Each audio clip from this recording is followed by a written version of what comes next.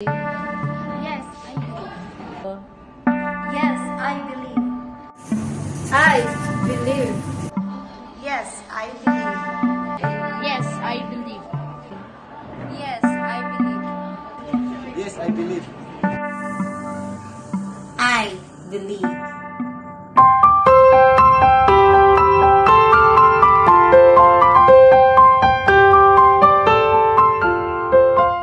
Kami mga kabatan-unan sa Quezon, Bukidnon, nagmugna alang sa katuyuan nga mahatagan ug kahigayunan ang mga kabatan-unan nga makapartisipar sa mga nakalanlaing mga kalihukan sa katilingban.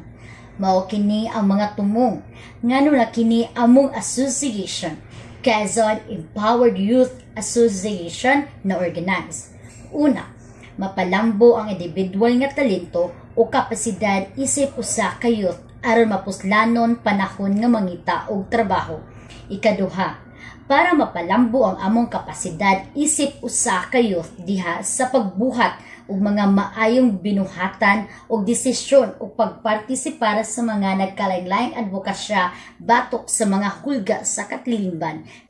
Kami manghinaot na kani among nasugdan makahatag og inspirasyon ngadto sa among isig kabatanon aron mahimog usa ka responsable nga lumulupyo sa katilingban.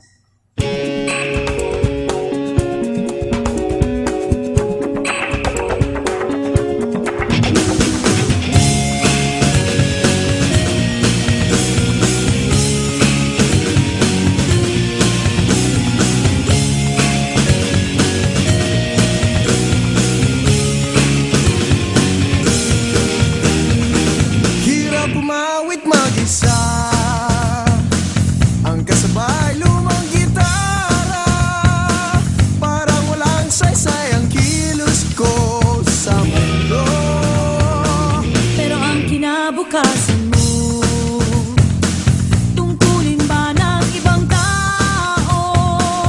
Maghanap ng entablado mo't kalaro. Huwag nagpangmasdan ang pangyayari,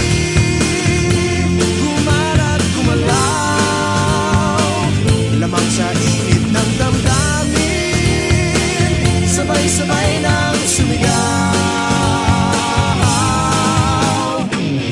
Kilos kabataan, oras natin